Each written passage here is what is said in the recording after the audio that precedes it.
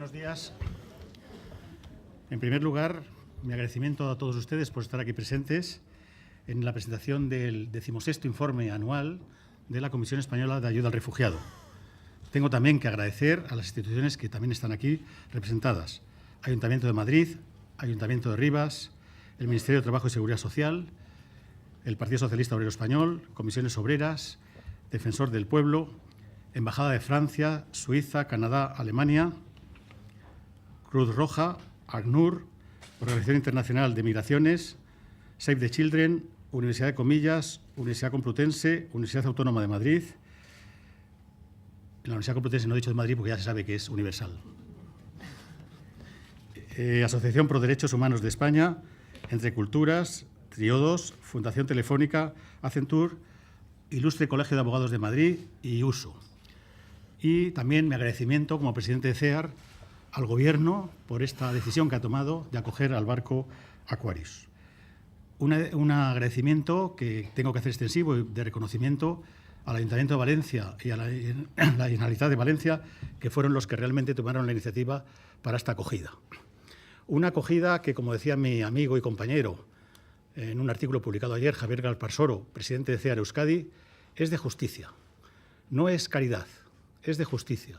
Por supuesto que es un acto también humanitario, pero es que la justicia debe ser humanitaria, porque si no, pues es una justicia, por así decirlo, no representativa de los derechos de las personas. Así que este acto, que a mí me parece que ha sido fundamental e importante, pues tenemos que agradecerlo y creo que es una actitud que puede modificar, como también ha dicho el ministro de Asuntos Exteriores, Borrell, que puede cambiar la política sobre que se está teniendo la Unión Europea sobre migraciones y refugiados y la puede modificar. Ha tenido una gran repercusión internacional. También decía Galparsoro que esta llegada del barco, esta acogida a este barco, tiene pues 3 días de foco mediático, ¿verdad? Y que luego nos toca el trabajo a las ONGs. Esto es así, no es ninguna crítica, al revés, agradecemos mucho la presencia de los medios de comunicación en este acto, agradecemos también mucho la cobertura informativa que están dando a este hecho, que contribuye sin duda a la toma de conciencia de la ciudadanía, pero no cabe duda que luego nos queda el trabajo a nosotros. No nos quejamos, ni mucho menos. Al revés, estamos acostumbrados a trabajar sin ser foco mediático de nada. Es nuestra responsabilidad y en ello estamos. Si bien es verdad que tenemos ante nosotros una gran tarea ingente, porque toda esta serie de cosas pues, requieren una preparación, una formación que en estos momentos pues, es difícil de hacer ante tantas llegadas, que no solamente es la del barco, sino que han llegado a las costas 1.000 en 2 días, 1.000 también refugiados y emigrantes a las costas andaluzas.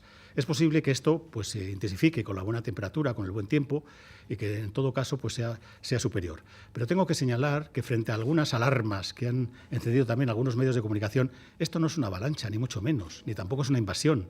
Es una llegada de migrantes que, por supuesto, hay que atender, que podemos tener en algunas dificultades en su momento por esta oleada que acaba de llegar, pero que estamos orgullosos de poderles atender y satisfacer las necesidades y también apoyar al Gobierno y a las comunidades autónomas y a los ayuntamientos y también pedir su ayuda para que esto sea factible y posible. La llegada de refugiados a España está muy lejos de la cifra que España se comprometió ante la Unión Europea de 17.000 acogidas. O sea que no hay por qué sentir esta alarma que se está señalando y se está diciendo en todas partes.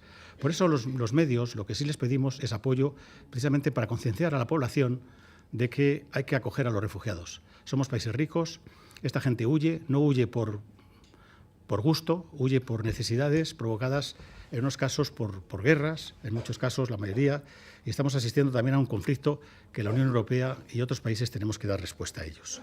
En eso nos parece muy importante la contribución de los medios y que juntamente con las ONGs llevemos a cabo nuestra tarea de una forma adecuada y fundamental.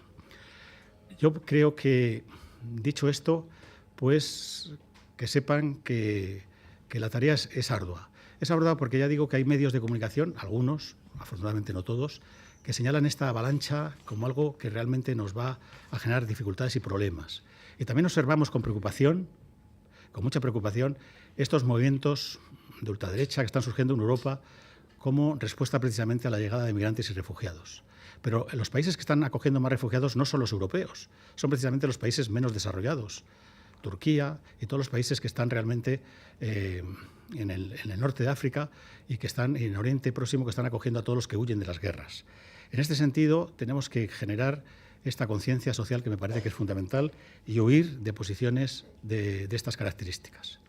Hace poco, un experto en desigualdad, como Milanovic, escribía un artículo en el diario El País señalando que Europa se enfrentaba a dos grandes problemas. Uno, la migración, y otro, la desigualdad. Y los dos son interdependientes, digo yo, ¿verdad? Porque es precisamente la desigualdad, la precariedad en el empleo, este proceso que se está llevando a cabo con las políticas de austeridad, lo que está generando ese malestar también en nuestras sociedades. Y a veces se quiere demonizar a las víctimas de que son los responsables de nuestros problemas. Y eso no es así, ni mucho menos.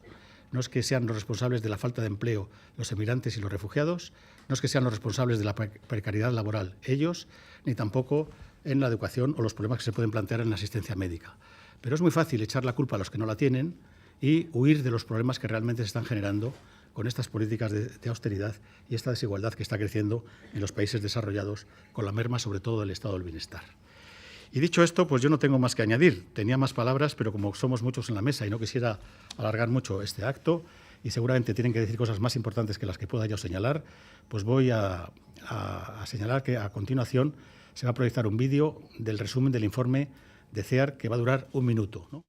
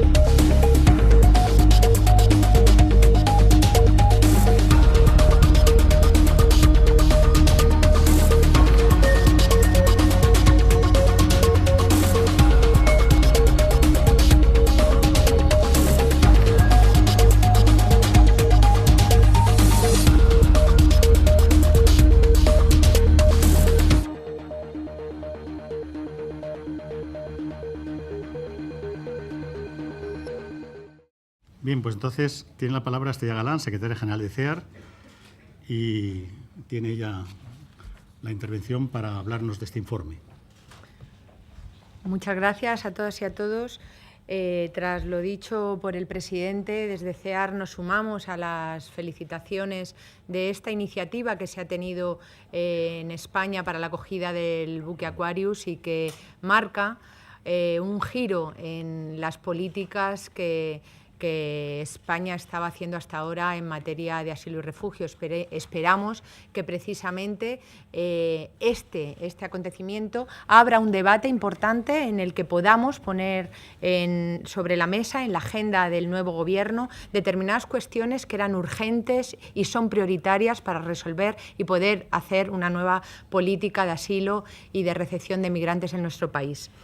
Cuando hablar de personas migrantes y refugiadas un día después de la llegada del Aquarius es también hablar del ostracismo de Europa, ¿no? De ese rechazo que manifestó Italia ante la entrada de un barco que venía tras el rescate de una ONG que había rescatado a 629 personas, que luego se convirtieron en 630 porque nació un bebé a bordo. Y, sin embargo, creemos que es una oportunidad fantástica para que España lidere unas nuevas políticas en esta Europa que está cada vez más desenfocada en las políticas de acogida y en cuanto a sus responsabilidades en materia de asilo y refugio. De hecho, el soñado SECA o el tan trabajado SECA desde hace años, el Sistema Europeo Común de Asilo, parecía cada vez más lejos y de hecho parece que lo está, pero esperamos que con este gesto podamos de nuevo sentarnos en una mesa donde no todas las propuestas sean para alejar a los migrantes y refugiados a países donde no se respetan los derechos humanos, que hagan de controladores de nuestras fronteras, sino que sea una oportunidad para gestionar de otra manera con el liderazgo de España este fenómeno, que es un desafío y un reto importante, pero que debemos asumirlo. En ese sentido, desde nuestro informe, que tenéis todos en vuestras carpetas el resumen ejecutivo, lo que queremos compartir esta mañana con todos ustedes son los resultados de una gestión de las políticas de asilo y migratorias en nuestro país que sigue poniendo en evidencia las cifras tan dramáticas que hasta este momento se han gestionado en España. El Mediterráneo sigue siendo la ruta más mortal del mundo y aunque las cifras son inferiores a las muertes que ocurrieron en 2016 y 2015, desde luego siguen describiendo una tragedia inadmisible por la falta de vías legales y seguras para llegar a un lugar seguro, para llegar a Europa, para alcanzar las fronteras de la soñada Europa y que realmente está costando la vida a cientos y cientos de personas. La tasa de muertes este año ha aumentado. Este año en la llegada a Europa, 1 de cada 60 personas ha muerto en ese intento de alcanzar nuestras costas frente a los datos del año anterior que eran 1 cada 75 personas. De hecho, los 5 primeros meses de este año ya anuncian también un incremento de las muertes, pues 792 personas han perdido la vida cuando trataban de cruzar en el Mediterráneo y en particular, 250 personas han muerto frente a las costas españolas. Está claro que desde Europa se lo estamos poniendo cada vez más difícil a las personas para llegar y los acuerdos con esos países donde no se respetan los derechos humanos están dando sus frutos porque ha descendido enormemente el número de personas que han podido llegar hasta nuestro país y a Europa para solicitar protección internacional. Porque además de los conocidos acuerdos de Turquía y Libia, que han sido muy mediáticos, la Unión Europea está apostando por una política de acuerdos compact o convenios bilaterales con países ya tradicionales como Marruecos, Mauritania o Nigeria, para que ellos impidan la continuidad de los flujos migratorios. La Agenda Europea de Migraciones incorporó en junio de 2016 una estrategia clara en donde esos acuerdos se vinculan a la ayuda al desarrollo, algo que nos parece absolutamente perverso e inaceptable. Este enfoque en 2007 se ha incrementado a través especialmente del Fondo Fiduciario para África, que actualmente tiene 147 programas puestos en marcha en las regiones del Sahel, el lago Chad, el Cuerno de África y también en todo el norte del continente africano. Si la Unión Europea quiere generar realmente mejoras y estabilidad en los países de donde salen, los países de origen, de donde salen las personas migrantes y refugiados, tendrá que invertir en democracia, tendrá que invertir en desarrollo y tendrá que invertir en derechos humanos. No podrá invertir exclusivamente en que estos países se conviertan en nuestros gendarmes y, sea como sea, controlen las fronteras, porque nunca conseguiremos el equilibrio norte-sur que podrá generar una dinamización de las migraciones desde otra perspectiva.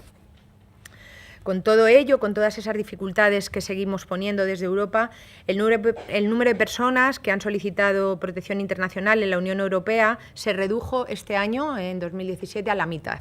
Es decir, han solicitado asilo 704.625 personas frente al 1,2 millones que fueron en el año anterior o el 1,3 que fue en 2015, el famoso año de las grandes llegadas.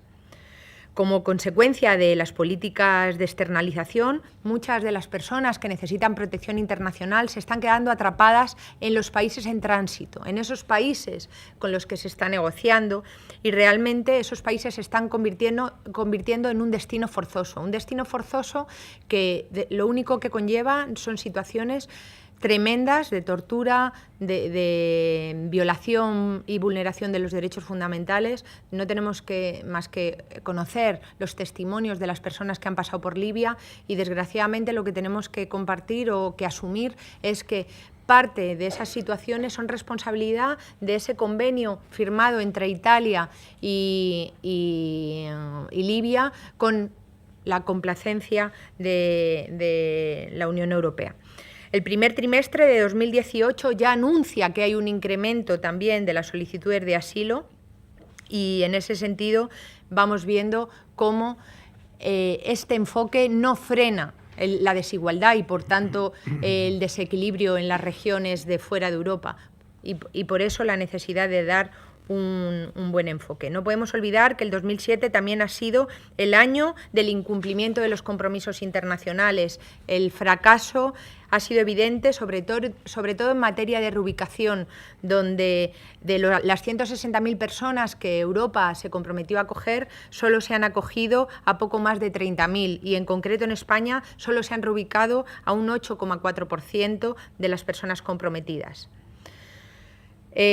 Otro aspecto fundamental o destacable en este año es el punto de partida de lo que sucedió en el Aquarius, y es la criminalización de las ONGs, de la solidaridad, que en ese sentido Europa está permitiendo para, en cierta medida, utilizar como cortina de humo en cuanto a su incumplimiento de los tratados internacionales y de sus compromisos.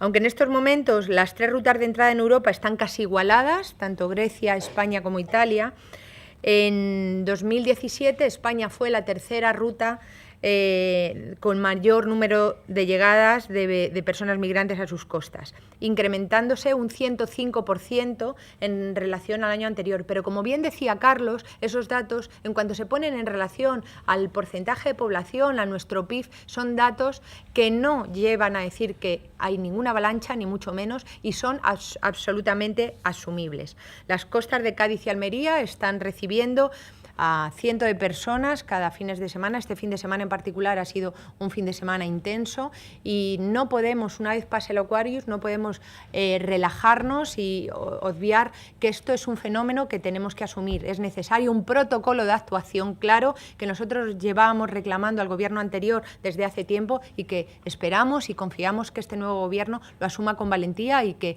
de una vez por todas lo articule de una forma precisa y consciente. En todo caso, aquí hay autoridades que han reclamado también ese protocolo, el Defensor del Pueblo, el ACNUR, hay muchos organismos que estamos empujando para que de una vez por todas la llegada por costas no sea una lotería para las personas que allí llegan, sino que sea un procedimiento que se pueda articular con perfección, en coordinación con las autoridades y con todos los organismos que estamos implicados en ello. De hecho, este fin de semana la demostración de la recepción del Aquarius ha sido un hecho que se puede hacer. En ese sentido, volviendo a las cifras del asilo en 2017, España recibió a más solicitantes que ningún otro año desde la aprobación de la primera ley de asilo. Es decir, estamos hablando de 31.120 solicitudes. Por primera vez, España ha subido en ese ranking de los países acogedores y estamos en 6º lugar, pero sin embargo estamos muy lejos de los primeros puestos que los ocupan países como Alemania, que asumieron más de 222.000 solicitudes, Italia, 128.000, o Francia, que asumieron 98.000 solicitudes de asilo. De hecho, el dato, esto de que hemos incrementado, que tenemos unas cifras importantes, se relativiza cuando vemos que solo el 4% de las solicitudes de asilo que se producen en toda Europa se concretan en España. Por tanto, estamos muy lejos todavía de decir que no podemos asumir, sino todo lo contrario. Tenemos que seguir incrementando el compromiso con el asilo. Si bien en 2017 España otorgó el estatuto de refugiado a 595 personas, es triste decir que con esta escasa cifra es la mayor cifra desde el año 94. El porcentaje de las que recibieron algún tipo de protección internacional cayó a la mitad respecto al 2016, y eso también es un elemento que nos preocupa, pues se ha pasado de dar algún tipo de protección al 67% de las personas a tan solo el 35% de las personas. Y además estamos por debajo de la media europea, que más o menos está en el 45% de otorgación de protección a las personas refugiadas. En cuanto a las nacionalidades, seguimos repitiendo las mismas nacionalidades que años anteriores. La primera nacionalidad, Venezuela, aunque queremos destacar que solo 15 personas lograron el estatuto de refugiado de las más de 10.000 solicitudes que se formalizaron, y el resto fueron denegadas. En el caso de Siria, es el segundo país de origen, y un año más fueron muy pocas las personas que recibieron asilo, la figura del asilo, y la mayoría recibieron otro tipo de protección, que es la protección subsidiaria. En ese sentido, queremos destacar, porque estamos muy preocupados por ellos como organización, es que hay un incremento de las llegadas de personas de El Salvador, de Honduras, de Centroamérica, huyendo del fenómeno de las maras y las pandillas. En ese sentido, estamos viendo cómo el tratamiento de España a estos solicitantes de asilo es negativo, denegatorio, y nosotros como organización estamos recurriéndola en la Audiencia Nacional y tenemos sentencias que nos dan la razón. Son personas que deberían ser susceptibles de protección internacional. Por tanto, esperamos que el nuevo Gobierno también cambie ese criterio y dé asilo, dé protección a estas personas que son víctimas de un gran conflicto que incluso tiene más víctimas que algunas guerras. Nos preocupa enormemente, y así también lo ha dicho el Defensor del Pueblo, la acumulación de solicitudes de asilo sin resolver, más de 42.000 en estos momentos, que genera un stock ingestionable por la Oficina de Asilo y Refugio, y que esperemos también se le dé un nuevo impulso y no generen más incertidumbre en las personas que llevan años esperando que España le diga si le va a dar algún tipo de protección a estas personas. Las devoluciones en caliente en Ceuta y Melilla no han dejado de sucederse, y es ya de todos conocidos que en octubre de 2017 el Tribunal Europeo de Derechos Humanos dio sentencia condenatoria a España, señalando que estas prácticas son absolutamente ilegales, pese a que la ley Mordaza, la ley de seguridad ciudadana, haya tratado de darles cobertura legal. De nuevo, otra petición al nuevo Gobierno, porque hay una lista grande de tareas.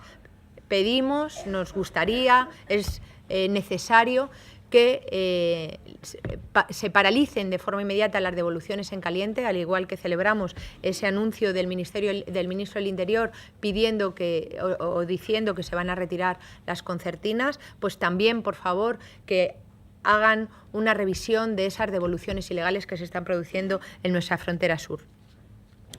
La impunidad sigue planeando sobre la tragedia del Tarajal. Es de todos conocidos que en enero de 2018 se archivó la causa, y desde CEAR hemos presentado recurso de apelación precisamente con un testimonio, un superviviente de la tragedia, que nos confirma todo aquello que está denunciado, que está en las cámaras y que realmente pone en evidencia que aquel hecho bueno, pues fue claramente un atentado contra la vida de las personas. Un año más, la falta de desarrollo reglamentario. Seguimos sin un reglamento 9 años después de la aprobación de la Ley de Asilo. Es que, desgraciadamente, parece que venimos solo a pedir, pero es que hay muchas tareas pendientes. Han sido años donde no se han cambiado muchas cosas, incluso hemos retrocedido en muchas otras, y es necesario con urgencia que se aborden todas estas cuestiones, y confiamos en que se puedan hacer.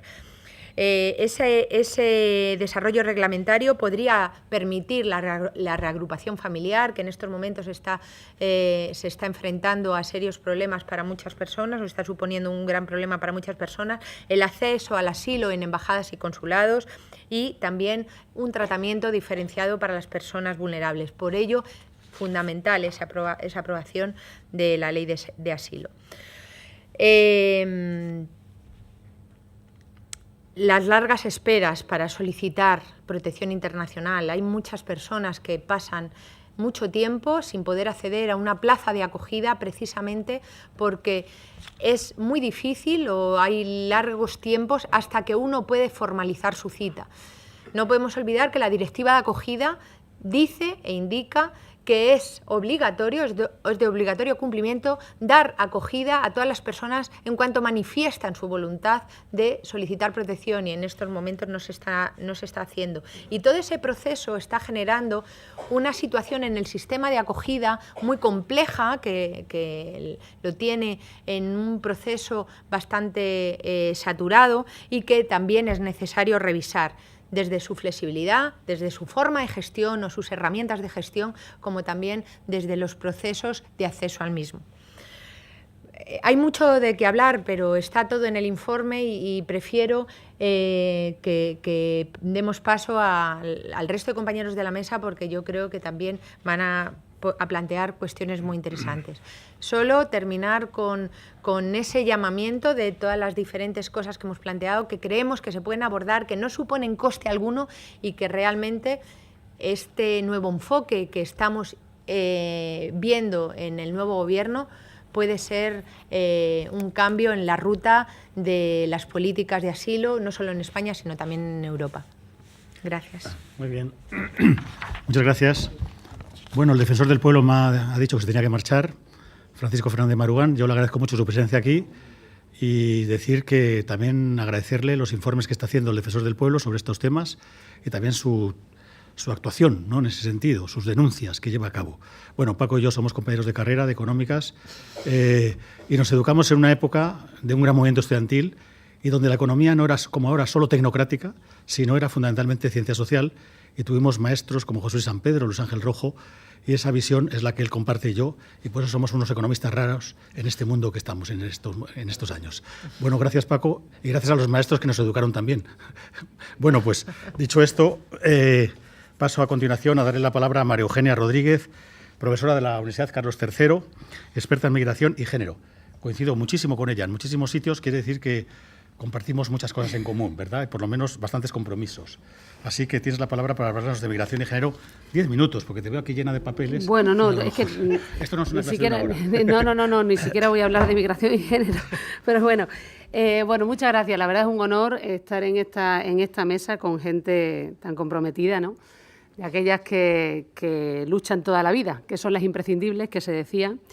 Hemos empezado bien con este gobierno que acoge al Aquarius, que ha hecho una buena gestión, que se ha comprometido con derogar el Real Decreto que impide en buena parte a los migrantes acceder a la sanidad universal, que se ha comprometido con eliminar las devoluciones en caliente, que son completamente ilegales y que han supuesto la expulsión de este país de 5.000 personas, de más de 5.000 personas, digamos una expulsión, repito, completamente ilegales, y que se ha comprometido también con eliminar las concertinas. Ahora hay 800 personas hacinadas en Tarifa y hay mucho que hacer, como también se ha indicado aquí. En el informe queda claro la situación que hemos estado viviendo hasta ahora en España, el sexto país en solicitantes de protección internacional, con acumulaciones, con retrasos, ofrece esta protección internacional cada vez a menos gente, ha caído a la mitad en este último año, es el tercer país en llegadas, pero se gestionan de forma improvisada, sin coordinación, sin información, sin identificar apropiadamente a las víctimas de trata, ni siquiera a los menores. Ya se ha dicho que las pruebas biométricas para establecer la edad deberían estar prohibidas. Hemos visto un montón de menores llegar en este Aquarius, hemos visto a un montón de mujeres víctimas, por cierto, todas ellas, todas del verbo todas, de agresiones sexuales en Libia, embarazadas. Algunas han sabido que estaban embarazadas cuando han llegado a España, gracias también en buena parte a ese maravilloso acuerdo que ha hecho Italia con Libia y que ha convertido a Libia en un auténtico infierno para los migrantes, especialmente para los más vulnerables, como digo, los menores y las mujeres. Decía el poeta Shire: nadie pone a sus hijos en un bote a menos que el agua sea más segura que la tierra. Creo que esto es algo que hay que tener muy en cuenta. Europa no ha sido para España tampoco un gran ejemplo. También se ha citado aquí. Ha empleado 2.000 millones de euros entre 2007 y 2013 solo en seguridad, mientras que ha empleado 700 millones en acondicionar centros de recepción. Esto significa que Europa ha gastado fundamentalmente en financiar sistemas de vigilancia, apoyo económico para el blindaje, convenios gendarmes o con países gendarmes como Marruecos, Turquía, Ucrania, Sudán, se ha intentado, Afganistán, Libia, convenios para que se readmitieran a los migrantes en los países de origen y tránsito, acciones de retorno para acelerar, digamos, la devolución de los migrantes y ese reglamento de Dublín que ahora se pretende revisar y que coloca la responsabilidad, digamos, de la acogida en los países de entrada, especialmente Grecia, Italia y España. Todo esto ha sido completamente contraproducente porque ha incrementado, por supuesto, la acción de las mafias, porque ha llevado a los migrantes a usar cada vez rutas más peligrosas, por qué ha colocado a los migrantes en situaciones infernales, como el caso de Libia, por qué ha colocado a los menores en una situación de prácticamente clandestinidad. Veíamos ese momento patético de la discusión entre Francia e Italia por ver quién trataba peor a los menores en la frontera. Los franceses falsificando directamente las edades para poderlos repatriar, humillándolos, insultándolos. Los italianos en la frontera también sin cumplir, digamos, los procedimientos apropiados para la reagrupación familiar. En fin, una situación absolutamente espantosa. Estas acciones de la Unión Europea que han sido, como digo, contraproducentes, han sido además completamente estériles y han dado, digamos, o han supuesto gasolina para el fuego de la extrema derecha. La extrema derecha que hoy no solamente representa Hungría y Polonia, sino que también representa Austria, el ministro del Interior en Italia y también en Alemania. La extrema derecha es una causa, digamos, de la situación en la que estamos, pero también es una consecuencia, digamos, de la reacción de la Comisión Europea, lavándose las manos, y de la Unión Europea en todos estos años. La xenofobia primitiva que la extrema derecha está poniendo de manifiesto, ese racismo cultural, ese chauvinismo del bienestar que coloca a los migrantes como chivos expiatorios, los señala como elementos, digamos, que ponen en peligro la seguridad, que ponen en peligro la identidad nacional y que ponen en peligro las prestaciones sociales y el empleo. Esa extrema derecha, en cierto modo, es también eurófoba, gracias a que Europa, entre comillas, ha dejado solos a los italianos y a otros tantos, gestionando, también lo pongo entre comillas, también pongo entre comillas, supuestas crisis de refugiados. Ahí está la islamofobia de Le Pen, de Wilders en Holanda, e incluso de Alternativa por Alemania. Y esta xenofobia, esta extrema derecha, ha encontrado a veces eco y ha encontrado cajas de resonancia en partidos socialdemócratas y partidos democristianos, como está pasando en Alemania o como ha pasado en Francia, donde Valls y Hollande fueron cajas de resonancia de Le Pen, donde Macron ha tardado 3 días en reaccionar y después de haberse asegurado una extradición exprés. Esto quiere decir que la extrema derecha está ahí, es causa y es consecuencia, pero, digamos, no es la única responsable. En realidad, lo que se está solicitando aquí no es de ninguna manera un pragmatismo compasivo, como se ha dicho en algún momento, de carácter narcotizante.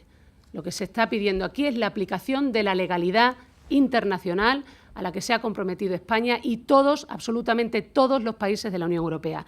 El derecho internacional del mar, la Convención de los Derechos de los Trabajadores Inmigrantes y sus familias, la Convención de Ginebra y el Protocolo de Nueva York para los solicitantes de asilo y la Convención de los Derechos del Niño con las observaciones de sus diferentes comités. Por tanto, se apela a la legalidad internacional, se apela a los compromisos adquiridos y no cumplidos desde 2015. Dice ACNUR que después de la Segunda Guerra Mundial estamos viviendo el momento de mayores desplazamientos por conflictos, 66 millones de personas. Sin embargo, esto solamente constituye el 0,3 de la población mundial. Por eso se ha dicho aquí que no se trata de una avalancha. Hay un gran desajuste entre este porcentaje y la reacción que hemos tenido o que se ha tenido desde los países, entre comillas, desarrollados. En 1990 había 15 países con muros. En 2016 hay 70 países con muros. Esto significa que hay un enorme desajuste entre la supuesta avalancha de ese 0,3 de población mundial que se desplaza por conflictos y la respuesta completamente desproporcionada de los países ricos. Decía Hannah Arendt que en los orígenes del totalitarismo, que cuando hay personas sin derechos, digamos, eso es un gran síntoma de una marcha atrás. Es decir, se están dando condiciones para la barbarie, que no es más que el totalitarismo. No debemos olvidar nunca que la condición de extranjero, inmigrante, refugiado, asilado, sin papeles, irregular o apátrida, todas esas condiciones son condiciones creadas y articuladas jurídicamente. Son construcciones jurídicas, gracias a las cuales todos y todas las que estamos aquí tenemos una serie de privilegios que son en los que se ha convertido la ciudadanía.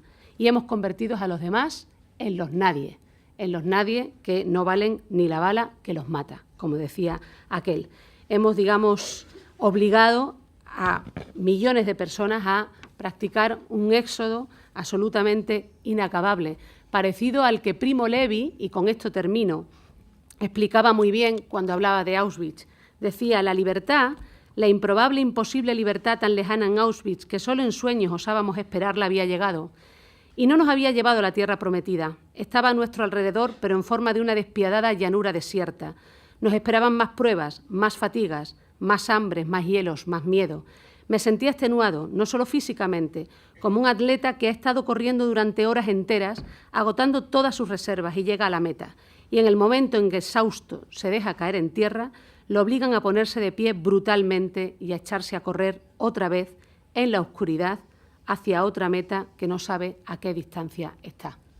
Esa meta está cada vez más lejos y esperemos que a partir de ahora, y gracias a la labor también que hace CEAR, esté cada vez más cerca. Muchas gracias. Muy bien. Pues muchas gracias, María Eugenia, y ha sido breve y además yendo al fondo de las cuestiones. Muchas gracias también por el tiempo. Y a continuación van a intervenir dos refugiadas afganas, Sadaf y Samnan Raimi, y que nos van a contar su experiencia. Gracias. Gracias a usted. Hola para todos y todas. Y no es hola es mía, es hola de todos jóvenes de refugiados en España. Nosotras somos boxeadoras. Me gusta hacer boxeo en Afganistán, pero para una chica imposible hacer boxeo en mi país. Solo boxeo es para chicos. Después mi imaginación que hay un lugar que puedes chicas que hacer boxeo de un lugar que pueden ir y pueden practicar.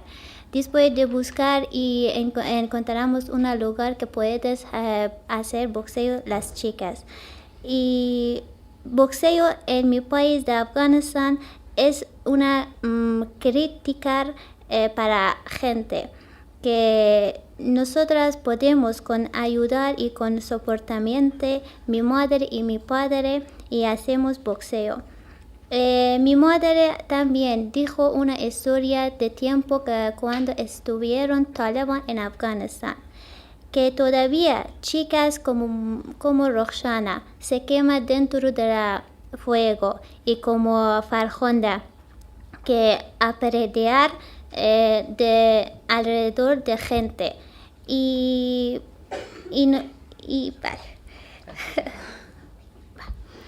nosotros vinimos luego en España con invitar dos periodistas, Juan y Silvia, que muchísimas gracias a ellos, que hicieron una documental que se llama Boxing for Freedom, y nosotros vinimos en España para enseñar, para mirar de nosotras documental, que todavía nosotros estamos en España.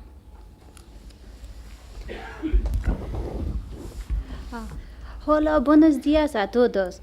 Todos sabían Afganistán, cómo es Afganistán, un país que no hay derecho para mujeres. Mujeres no pueden hacer nada. Y chicas no pueden estudiar en escuela y no pueden salir en casa. Todos están dentro de casa. Una chica que gustaría que salga en casa no puede hacer nada. Todo molesta para ellos. Yo también que hacer boxeo mucho tengo problema a mi país. Y ahora soy refugiado y de España y yo quiero vivir aquí porque en mi país yo no puedo, yo llega a mi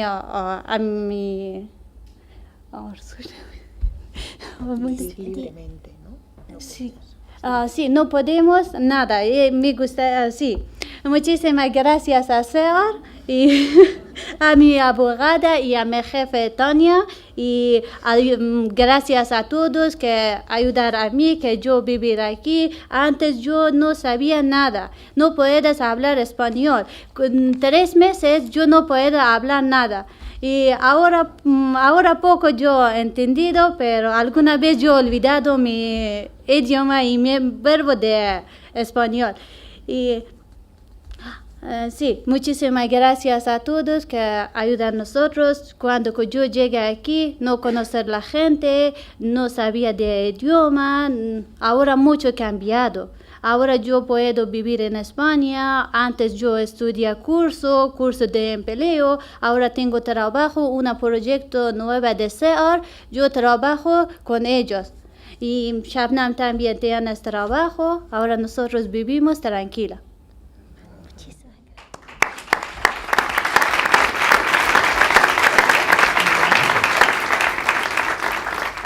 Bien, pues muchísimas gracias por este testimonio y muy bien el castellano. Muy bien el castellano. Es un gran mérito. Bueno, a continuación tiene la palabra Paloma Fabieres, que es directora de Políticas y Campañas de CEAR, que ha estado en el puerto de Valencia recibiendo al Aquarius y que nos va a contar la experiencia vivida y también la actuación de CEAR en este caso. Bueno, muchas gracias. Bueno, en primer lugar, quiero agradecer mucho a todos los compañeros de mesa, pero especialmente a mis amigas y compañeras que están en la esquina de esta mesa, a las que tuvimos la oportunidad de conocer en CEAR ahora hace exactamente 2 años, con las preocupaciones de solicitar o no protección internacional, qué pasaría si tengo que regresar, qué pasa si no puedo regresar, etcétera. Bueno, finalmente queríamos traerlas hoy a esta mesa porque yo creo que ellas, por lanzar un mensaje positivo antes de entrar en el Aquarius, yo creo que el ejemplo es que se puede, que cuando hay voluntad de trabajar y hacer bien las cosas, se puede, que ellas vienen de un país como es Afganistán, que recuerdo que está fuera de los países que fueron objeto de reubicación, ¿no? Esa cosa contradictoria entre, por una parte, fueron excluidos del acuerdo personas que luego que llegaron por sus propios medios a España sí han sido reconocidas como refugiadas, que se puede trabajar por la inclusión y ellas son una prueba de ello. Ellas con ese magnífico español que ya tienen, con esas ganas, y poner de manifiesto en la mesa también, por salir, como insisto, con un lenguaje, con una demanda positiva, y es que las cuestiones de género y orientación sexual, que no identidad sexual, esas no, creo que son el principal avance que ha habido en materia de protección en España en los últimos años, que ya lo fue la disposición adicional de la Ley de Hombres y Mujeres y que quedaron luego plasmadas en el texto del 2009, que con sus pegas, su falta de desarrollo reglamentario, bueno, pues en cierta manera cuestiones que tenían que ver con casos como mis compañeras, pues sí fue positiva y esperamos seguir en la misma línea y no solo seguir, sino avanzar. Respecto al tema de ayer, que hoy improvisadamente os cuento aquí de lo que yo pude ver ayer, yo lo que vi fue que cuando se quiere, se puede. Vi mucha coordinación entre Sanidad, comunidades autónomas, por supuesto Cruz Roja a cargo del dispositivo, Policía Nacional, ACNUR, colegios de abogados, intérpretes, todos ellos voluntarios, organizaciones. Yo, lo comentaba esta mañana con mis compañeras, yo no vi dentro del dispositivo ningún circo. Yo lo que vi fue mucho trabajo, muchísimo trabajo durante muchísimas horas, muchas ganas de todas las personas que estábamos interviniendo allí de hacerlo bien. ¿Cosas mejorables? Por supuesto que hay cosas mejorables, que habrá lecciones aprendidas. Vi quizá falta de protocolos más específicos, pero como decía, yo creo que son cosas que habrá que seguir poniendo en marcha. Vi mucho compromiso y mucha dedicación, yo insisto, cuando nos dejan intervenir. Mucha preocupación, lo ha dicho también María Eugenia, ¿no? Creo que lo visteis todos, respecto a la cantidad de niños y niñas que viajaban solos, que creo que se acercaban prácticamente a los 70. Vimos perfiles muy, muy pequeños. No me preocupan esos, me preocupan aquellos que, como siempre, están en esa edad dudosa. Yo creo que el momento de intervenir viene ahora. Es decir, allí lo que hubo fue una logística de ayuda en la recepción, acompañamiento. Si me decís qué hicisteis vosotras, pues hicimos de todo. A compañeras que iban apoyando a Cruz Roja desde que bajaron hasta que llegaban al lugar donde eran reseñados. Compañeras abogadas, intérpretes de árabe que estuvieron durante todo el día prácticamente en la reseña haciendo de traductoras. Donde allí, es decir, un poco allí donde éramos requeridas con nuestro chaleco verde. Se detectaron, también lo ha apuntado María Eugenia, muchas situaciones muy complicadas de mujeres, bastante obvias. Yo lo que vi es que en ese sentido es necesario activar, y si queremos llevar este ejemplo, ya digo, mejorable, pero de lo que vimos allí a la atención en costas, a lo que es el desembarco, es que hay que mejorar los protocolos específicos respecto, evidentemente, respecto a mujeres y respecto a niños y niñas, ¿no? Porque a mí lo que me pareció es que entre ese, más allá de la atención inmediata y del buen hacer, pues falta poner un poco más en esa alerta y en esa detección temprana de las necesidades más inmediatas, ¿no? El temor sobre el procedimiento jurídico que era aplicable, que hubo estos días previos, quizá porque hubo una falta de desinformación, es verdad, por parte de las autoridades, por dar distintas informaciones al respecto, fue que finalmente a todas las personas se les autorizó la entrada por razones humanitarias por un plazo de 45 días, no se incoó ningún expediente de devolución, ni se produjeron internamientos ni nada parecido. Todas las personas pasaron su check-in de seguridad por parte de Policía Científica.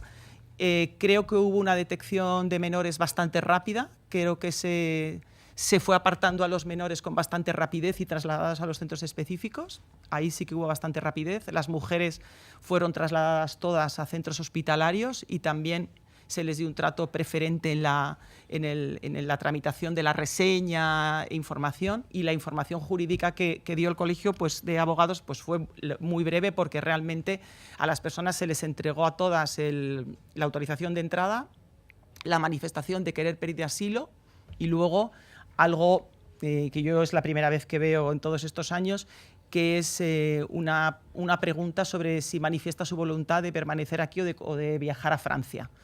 Eso tiene que ver con ese ofrecimiento que hizo el gobierno de Macron de hacerse cargo, pero de momento esa fue la pregunta que les hicieron algunos de ellos. Tengo que decir que algunas de las personas les pilló así un poco desprevenidas y preguntaban, ¿pero qué digo? ¿Digo que sí, pero es mejor ir a Francia?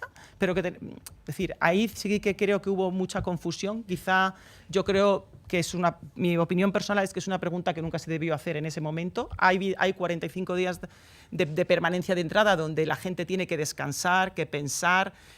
Yo creo que es una información que aturdió más que ayudó a la gente en ese momento, y que durante pero que no es irreversible, es decir, que durante estos 45 días el trabajo, insisto, viene ahora por parte también de los abogados, de las organizaciones, de los colegios de abogados, ¿y ahora qué durante estos 45 días? ¿No?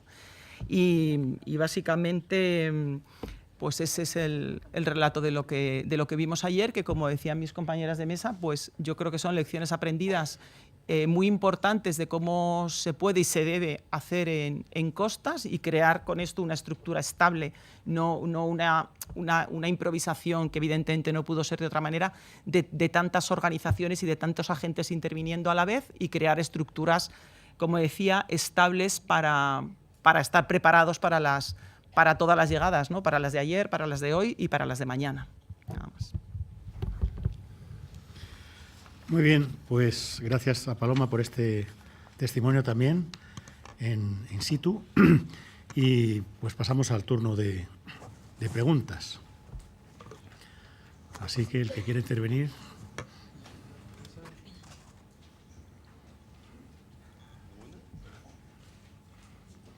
¿Nadie? Qué raro. Ah, sí, perdón.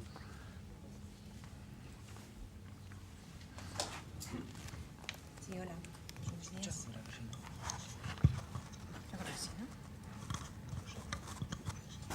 Hola, buenos días.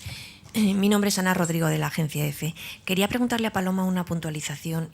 ¿A todos se les ha dado el plazo de los 45 días para tramitar, documentar, informar y demás? En esos 45 días, ¿se puede ver ya las personas que tienen derecho podrían tener derecho a pedir protección internacional y las que no tendrían derecho? En ese caso, esas personas que no tendrían derecho, que no cumplen alguno de los requisitos para pedir esa protección internacional, ¿serían expulsados o qué prevé la ley? Todas las personas ayer manifestaron, se les dio la oportunidad de manifestar si querían solicitar asilo, y todas manifestaron querer solicitar asilo, ¿no?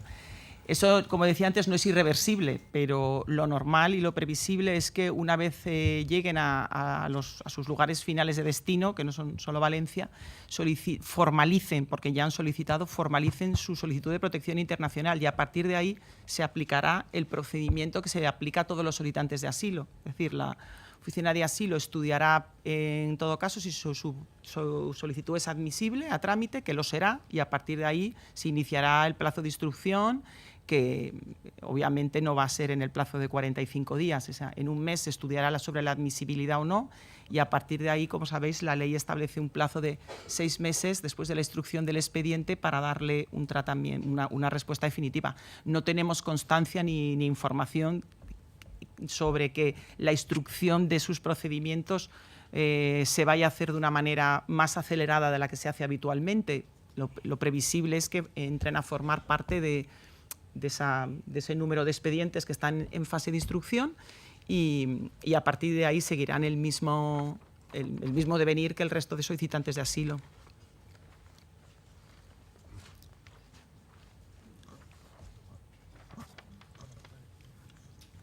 Hola, buenos días. Os quería hacer 2 preguntas. La primera es, ¿qué posibilidades tienen estas personas de que se les dé asilo? Porque supongo que el proceso tendrán que demostrar determinadas pruebas que a lo mejor no llevan encima o no hay forma de contrastar con las autoridades de los países de origen.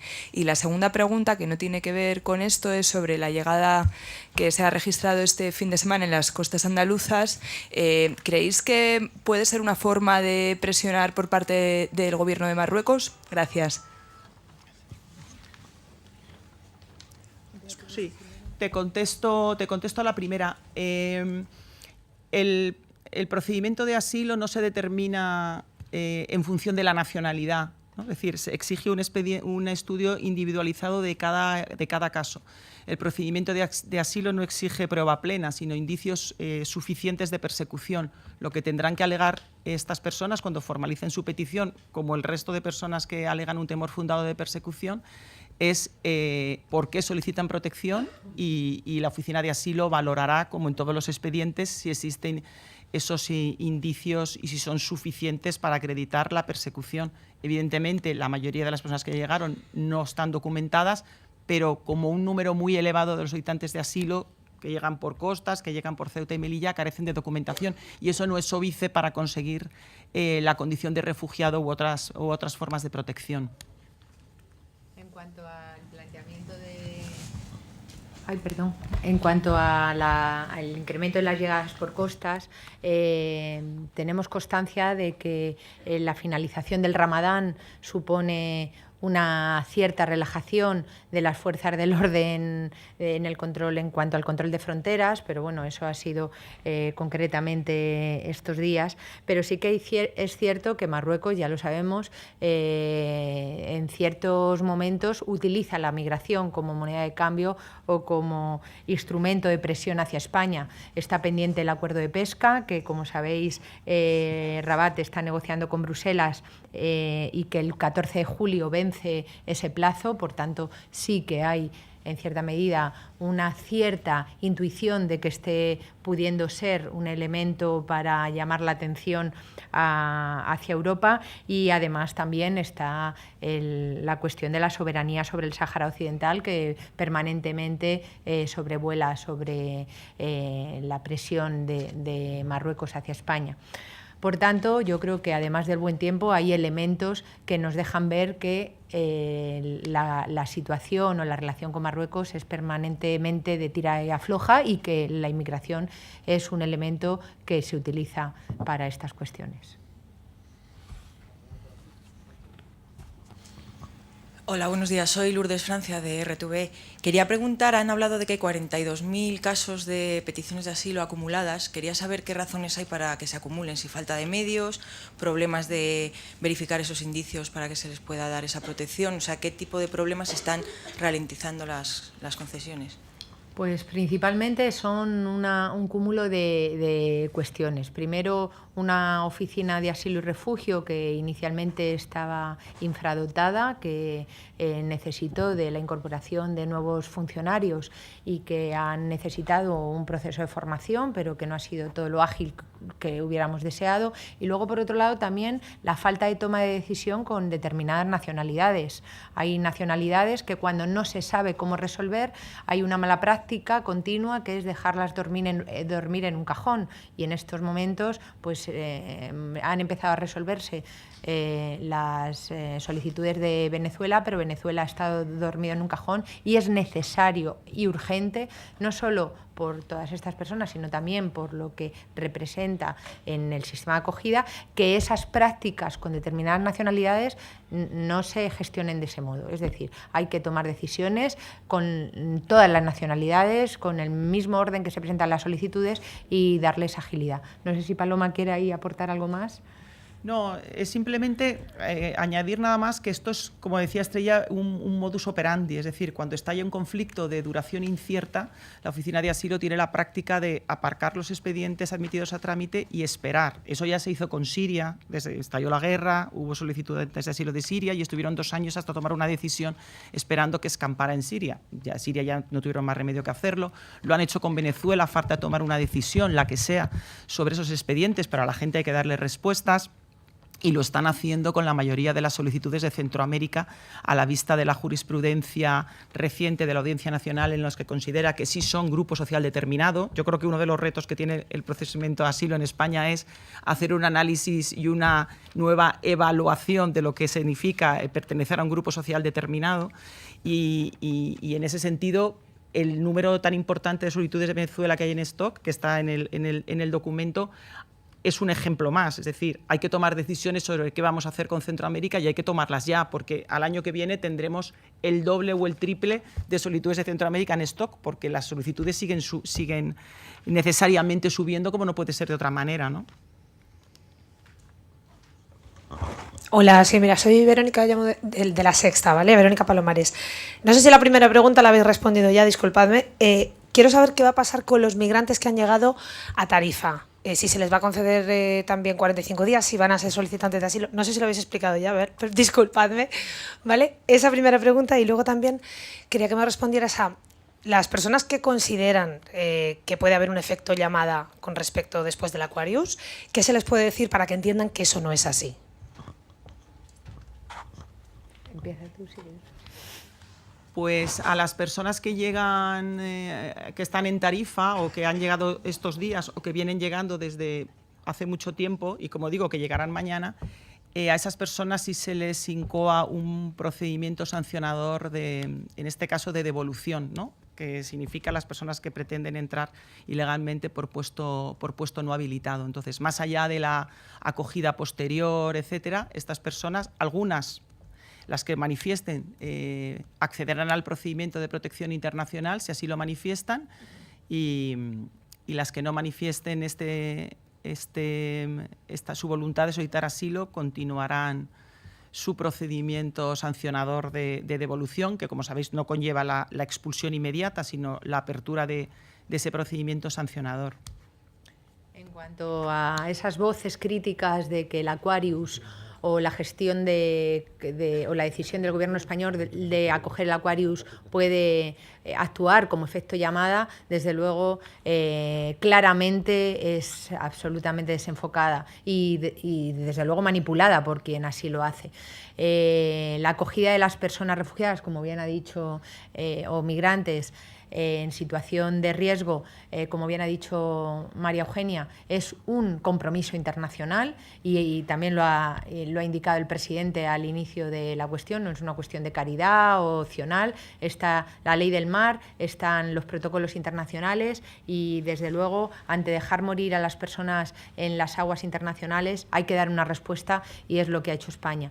Y en ese sentido, el efecto llamada, lo que hay que tener en cuenta es que no hay un efecto llamada, hay un efecto expulsión, y el efecto expulsión tiene que ver con la violación de derechos humanos que sufren estas personas, tiene que ver con el desequilibrio que hay entre el norte y el sur, cada vez mayor, desgraciadamente, tiene que ver con los modelos de los sistemas actuales. Por tanto, desde luego, lo que está demostrado es que la acogida de personas refugiadas y migrantes no generan un efecto llamada. Y luego hay que también tener en cuenta una cosa.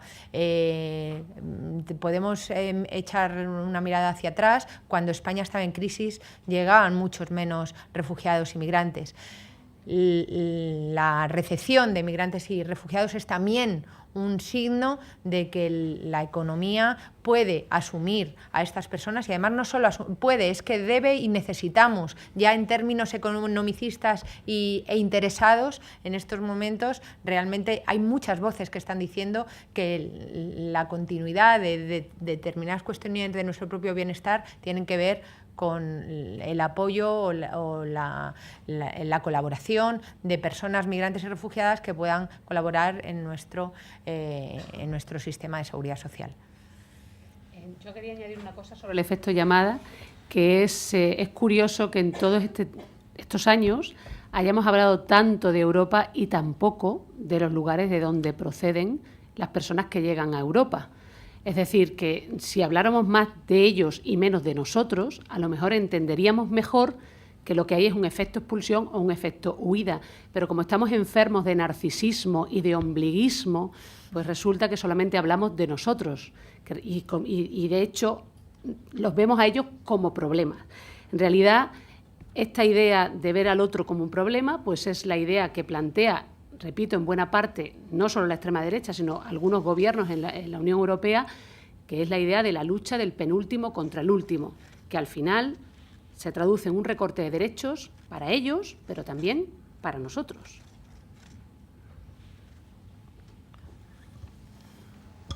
Sí, Manuel Vilasero, del Periódico de Cataluña. Quería preguntar dos cosas a Paloma. Por un lado, ¿a qué atribuye el hecho de que los que han llegado a Valencia pidan el 100% el asilo y que en cambio los que llegan a las costas o entran en Ceuta y Melilla, el porcentaje, que no lo recuerdo, si me lo pueden recordar por favor, creo que es bajísimo? Y en segundo lugar, confirmar que a partir de lo que ha dicho se deduce que si el 100% han pedido el asilo y por tanto se va a tramitar esa petición o prácticamente el 100% se les va a aceptar entrar a trámite. Entiendo que ya entran en el circuito de acogida hasta que se decida sobre ellos, que pueden pasar esos 6 meses o 2 años y que por tanto ninguno va a ser objeto de expulsión o entrada en los CIES. Sí. Bueno, pues desde mi punto de vista, la diferencia fundamental respecto a costas es que ayer a todas las personas se les ofreció la posibilidad de solicitar protección internacional, cosa que no se hace en costas. Es decir, nosotras llevamos mucho tiempo, sobre todo desde finales del año pasado, exigiendo que se garantice el acceso al procedimiento de protección internacional en las llegadas por costa.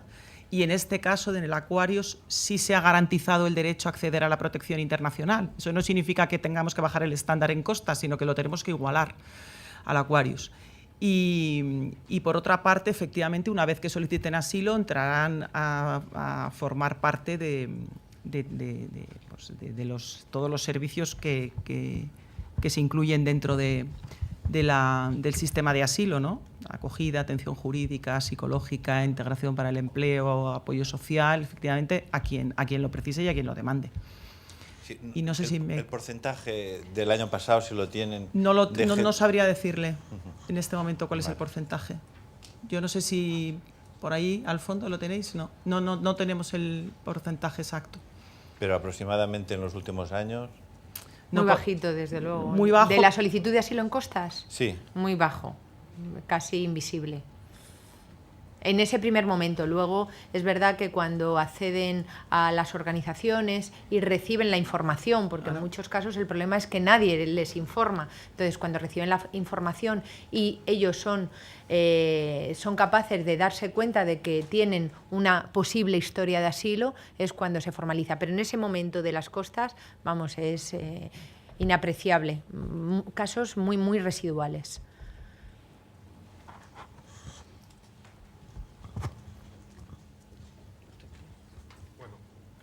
Hola, soy Aritz de la agencia AP Iba a preguntar exactamente lo mismo, ¿por qué había ese agravio casi comparativo entre el tratamiento que habían recibido las personas del Aquarius? Entiendo que los 45 días de permanencia por cuestiones humanitarias es por la situación específica que tenían, pero ¿por qué a la gente que llega a costas o a través de Ceuta y Melilla pues no había esa petición, o sea, esa posibilidad de pedir asilo, ¿no? Y si se podía explicar. Quizás, ya que puedo preguntar, me gustaría saber, o sea, en ese sentido, parece ser que con los del Aquarius se ha evitado a toda costa prácticamente que entren en los CIES, o que es una cosa que se ha querido evitar, y lo que me pregunto es si el problema no es el propio sistema de los CIES, y lo que no hay que cambiar es también ese sistema. Bueno, nosotros llevamos demandando claramente el cierre de los CIES desde hace tiempo. Los centros de internamiento para extranjeros son la última medida que reconoce la ley. La ley reconoce otras medidas alternativas al internamiento, y en ese sentido, bueno, pues esperamos que nuestras peticiones, que no son solo nuestras, son las peticiones de todo el sector y de organismos incluso de mucho peso, bueno, pues lleguen a buen puerto y este nuevo gobierno les pueda dar un diferente tratamiento. En todo caso, efectivamente, ¿no? Nosotros hemos puesto de manifiesto que no es de recibo que cualquier persona que pise las costas del sur, lo primero que se le incoe es un expediente de devolución y asimismo se les ingrese en un CIE incluso a menores de edad o en un calabozo de una comisaría sin ninguna condiciones. Entonces, ahí estamos detectando grandes irregularidades que hay que poner sobre la mesa, que hay que de alguna manera reconducir y que desde luego ponen en evidencia que en estos momentos no se está funcionando en condiciones e incluso vulnerando lo legal, ¿no? No, yo pienso que todo esto nos tiene que servir para aprender, ¿no?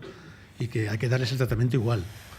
Y que además, pues lo de los CIES está ahí encima de la mesa, está denunciado por muchas ONGs, también CEAR en ese sentido, y hay que ir poco a poco a ver cómo vamos arreglando todos estos problemas, que son problemas que tienen soluciones, pero que no son fáciles las soluciones.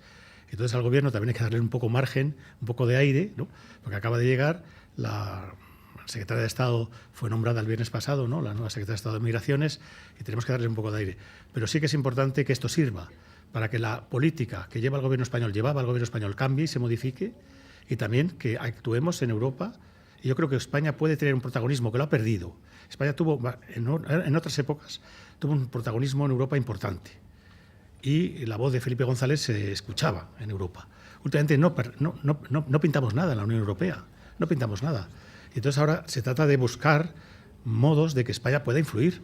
Nosotros no somos un país cualquiera, somos la cuarta potencia de la Unión Europea. No podemos simplemente pensar que todo lo deciden Alemania y Francia. Tenemos que influir nosotros e incidir nosotros.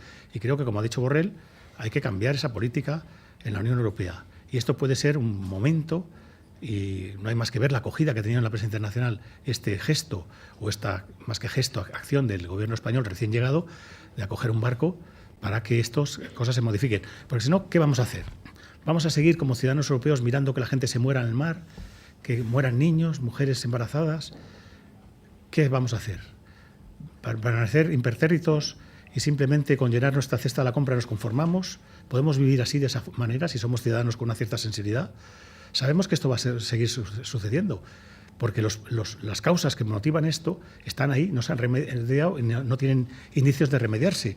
Por tanto, tenemos que tener conciencia de que estas cosas van a seguir y tendremos que darles soluciones y respuestas políticas, sociales, entre todos, cooperando. Que la Unión Europea sea una verdadera unión y no una desunión. Y penalizar a aquellos países que están incumpliendo los propios acuerdos de la Unión Europea.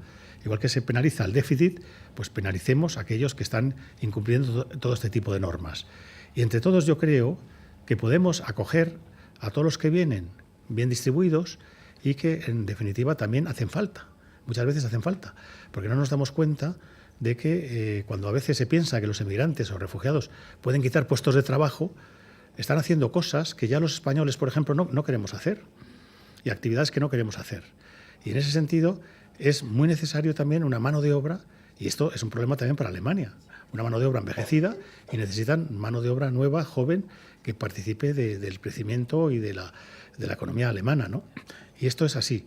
Guillermo Ladesa también lo escribió en un artículo señalando la necesidad de que vengan emigrantes porque hay un envejecimiento de la población europea y una baja tasa de natalidad de esa población europea. Entonces son los que precisamente van a contribuir a que la economía funcione y van a contribuir a que sea posible financiar el día de mañana las pensiones, por ejemplo, ¿no? Y eso creo que es básico lo que hay que tener en cuenta, el elemento positivo, lo que aportan a las economías los emigrantes y los refugiados. Y yo creo que eso es lo que tenemos que hacer fundamentalmente todos, entre todos. Y yo creo que vamos a ir poco a poco, pero yo soy optimista y vamos a exigir de todas formas al Gobierno que lleve a cabo estas acciones que permitan precisamente un trato humanitario y defendiendo los derechos humanos de estas gentes que ya tienen bastante con lo que han padecido hasta que han llegado aquí, ¿no? Han padecido lo indecible, ¿no? Y los testimonios son en ese sentido muy relevantes. Yo no sé quién iba a hablar, Paloma, ¿no? O tú también, Eugenia. Todos queremos decir algo. No, yo solamente decir en positivo respecto de la gestión de los CIES lo que han hecho los ayuntamientos. Me refiero que esto ha sido un paso adelante que han dado los ayuntamientos en la lucha contra los CIES y también en la red de ciudades de refugio antes del cambio de gobierno. Es decir, que ha habido una lucha desde lo local que también creo que hay que poner en valor. Y, de hecho, la reacción de Sánchez es una reacción posterior a algunas propuestas que han venido directamente de las entidades locales. Yo creo que esto es una cosa importante porque parece que, bueno, ahora estamos empezando a hacer cosas y no. Aquí ya se ha empezado a hacer muchas cosas antes por parte de entidades, aunque no tuvieran competencias ni recursos económicos. Entonces, esto me parece que es importante ponerlo sobre la mesa porque ha sido el arrojo de algunas alcaldías, tanto en España como también en la Unión Europea, porque ha habido también reacción por parte de ciudades italianas que han ofrecido sus costas también. Entonces, esto me gustaría destacarlo. Y también, bueno, señalar que más allá de la importancia que pueda o no tener la llegada de migrantes en términos económicos, me parece que lo que hay que subrayar fundamentalmente es la obligación que establece el derecho internacional al cual estamos sometidos y sometidas, y estamos sometidos todos, y repito, todos los países de la Unión Europea. Y eso es lo más importante, el cumplimiento de la legalidad internacional y de las propias directivas de la Unión Europea, por cierto, violadas por el propio acuerdo de la Unión Europea con Turquía. Y esto es lo que creo que tiene que quedar claro, más allá de las cuestiones, digamos, de carácter económico.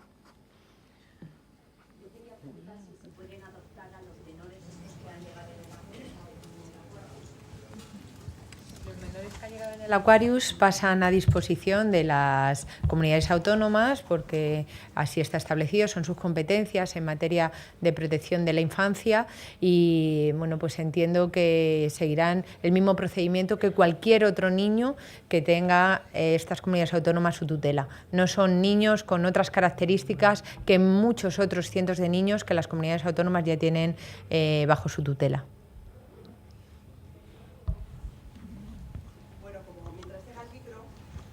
Paloma, si el procedimiento que se ha utilizado ha sido el procedimiento para la petición de solicitud de asilo, el procedimiento en frontera o en territorio. Es que todavía no ha habido procedimiento. Bien, solo ha sido que han indicado que tienen interés. Su voluntad Bien, de querer y luego se tramitarán como territorio. Y se sabe qué procedimiento van a utilizar y en el territorio. Y en ese caso, ¿cuánto tardarían en admitir a trámite? Porque puede ser que sea mucho más que los 45 días. Mientras tanto, entiendo que no podrían estar de forma legal en el territorio hasta que no sea admitida la... Ellos tienen autorización para permanecer 45 días. En cuanto formalicen su solicitud de protección internacional, ya no pueden ser, se paraliza cualquier procedimiento de extradición, devolución, pero como para todas las personas que solicitan asilo. Desde que formalicen, el Ministerio del Interior tiene un mes para darles una respuesta definitiva sobre la admisibilidad o no. Y una vez admitidos a trámite, que se admitirán a trámite, se iniciará el procedimiento de instrucción por un plazo de 6 meses o de 3, si en algunos casos aplican el procedimiento de urgencia, como en el resto de los solicitantes de asilo. Ese es el marco general. No tenemos información sobre que se vaya a acelerar el trámite para formalizar, que entendemos que igual sí, no lo sé, o que se vaya a agilizar el trámite en fase de instrucción. En principio deberán seguir el procedimiento normal. Y sobre las mujeres, como has dicho todas, o si no lo has dicho tú, es lo que tengo entendido, todas han manifestado que han sufrido violencia sexual. Yo no lo digo porque yo creo que hay que también mantener la privacidad de los relatos, ¿no?, de lo que escuchamos ayer. Bueno, creo no, lo mantengo. Entonces, yo de lo que escuché allí no entendéis que no puedo hacer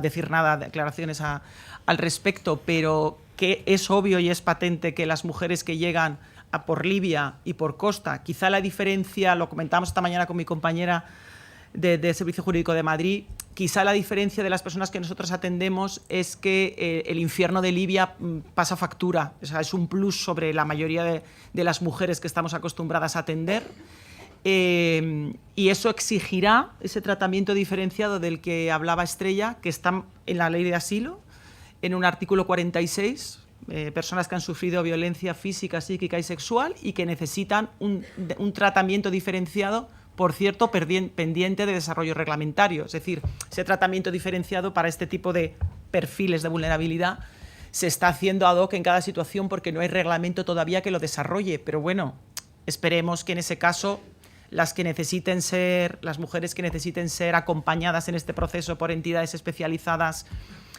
en cuestiones determinadas puedan acceder, que se permita, y esto sí que creo que es una demanda importante a las comunidades autónomas que tienen la competencia en materia de menores, de niños y niñas que decía Estrella, y que por fin de una vez se permita que las organizaciones podamos acceder a prestar atención jurídica en los centros de menores.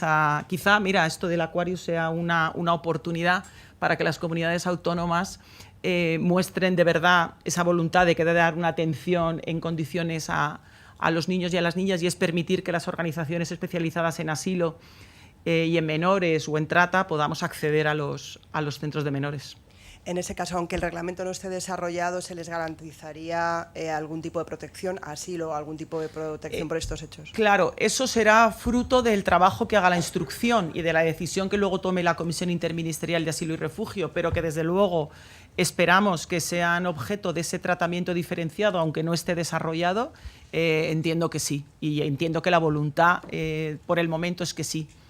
Esa fue la percepción que tuvimos ayer. Sí, a ver, dos preguntas ya, porque teníamos ya el horario. Sí. Vale. Nada, no, es una cuestión técnica. Paloma comentaba que ayer se les dio la posibilidad, se les preguntó sobre si querían hacer el procedimiento de asilo en Francia. Entonces, no sé muy bien cómo es ese procedimiento, si vienen aquí, les trasladan, les echan desde allí. Pues esa es una muy buena pregunta, porque no lo sabemos. Solamente se les preguntó que manifestaran sí o no a esa voluntad, pero todavía desconocemos y no tenemos información, ni creo sinceramente, es mi percepción, que el Ministerio del Interior lo tenga absolutamente acotado, cuál sería el procedimiento respecto a Francia, ¿no? Porque eso ya forma parte del acuerdo al que haya llegado Macron con el gobierno estatal, que yo desconozco. Entonces, me imagino que a partir de ahí, de lo macro, habrá que aterrizar en las cuestiones de logística, ¿no?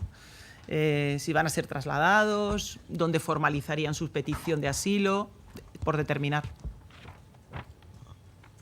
Vale, yo quería preguntarles los datos que ha hecho público el balance de salvamento marítimo durante este fin de semana de personas rescatadas en las costas. Era cerca de 1.300, más los 600 del Aquarius, 1.800, 1.900 personas que han llegado en un fin de semana en junio a España.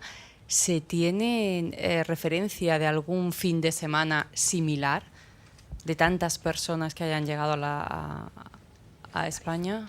Bueno, hubo una llegada importantísima yo creo que fue en 2015 o 2016 a Tarifa, ¿no? En el 15, en el 14 me apuntan por ahí. Sí, el tiempo pasa muy rápido. En el 14 que llegaron a Tarifa 1.200 personas en un solo fin de semana. Gracias, María.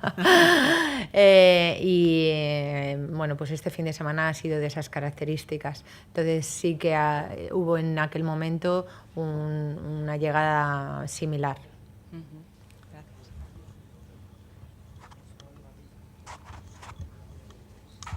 Sí, hubo algunas comunidades autónomas y ayuntamientos que manifestaron, bueno, dieron un número concreto de personas que podían acoger después a la llegada del barco. No sé si tenéis noticia de cómo, de si se va a hacer ese reparto en base a esas cifras o cómo se está haciendo. Y luego, esta mañana la vicepresidenta del Gobierno ha dicho en una entrevista que aproximadamente algo más de 300 personas han pedido asilo en Francia. Entonces, supongo que es a raíz de esa pregunta que habían en ese cuestionario que se les ha hecho y cómo valoráis esa cifra. Sí, pues en primer lugar, en estos momentos nosotros como organización que somos parte del sistema de acogida que gestiona el Ministerio de Trabajo, estamos en contacto con el propio Ministerio y también con las comunidades autónomas para ver cómo se concreta ese ofrecimiento que han hecho las comunidades, los ayuntamientos en cuanto a la acogida. Desde luego hay que poner en marcha nuevas plazas de acogida. El sistema tiene en torno a 8.500 plazas y en estos momentos están todas ellas ocupadas y con una lista de espera importante. Entonces, lo que es claro es que hay que poner nuevas plazas de acogida en marcha con carácter urgente y en eso estamos. Ahí también una reunión con la Federación de Municipios y Provincias esta misma semana, donde supuestamente se va un poco a coordinar ese ofrecimiento que han hecho las comunidades, pero que en estos momentos todavía no está concretado en nada, o sea que falta que nos pongamos todos en marcha. Todo ha sido muy rápido, muy de un día para otro y como veis, bueno, pues ahora lo que necesitamos son horas de trabajo efectivo en ese sentido.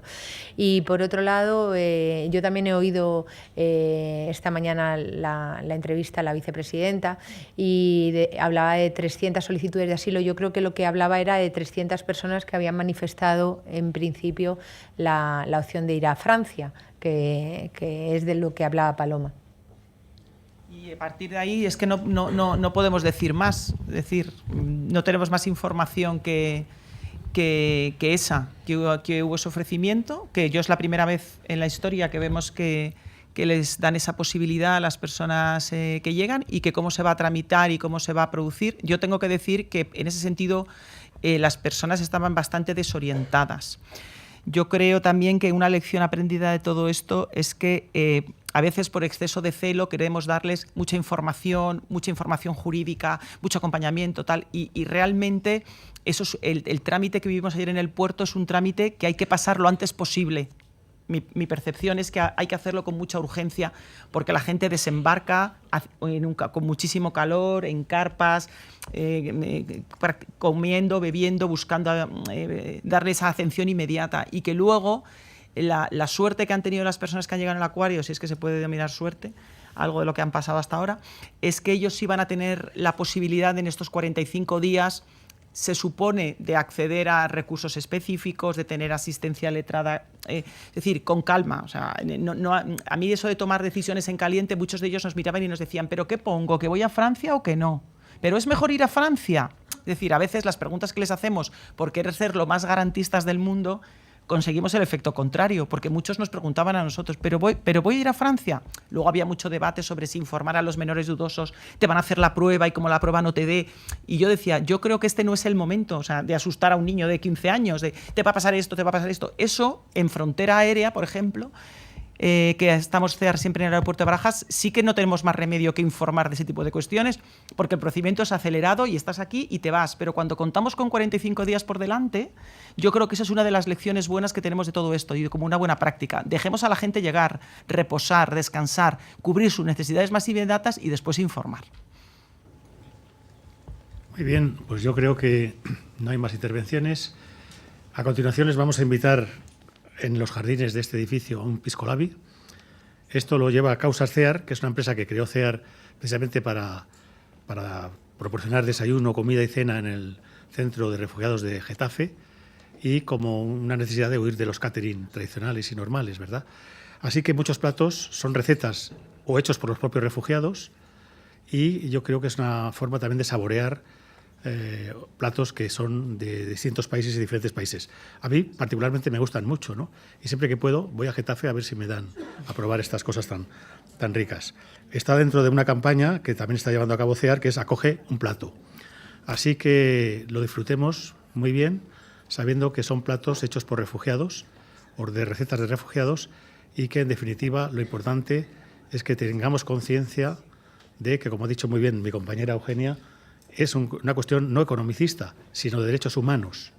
Pero sí es verdad que muchas veces la economía se está utilizando como un arma contra los emigrantes y contra los refugiados. Pero realmente está por delante la defensa de los derechos. Muchas gracias por estar aquí y seguimos compartiendo con ustedes este Episcolabi. Gracias.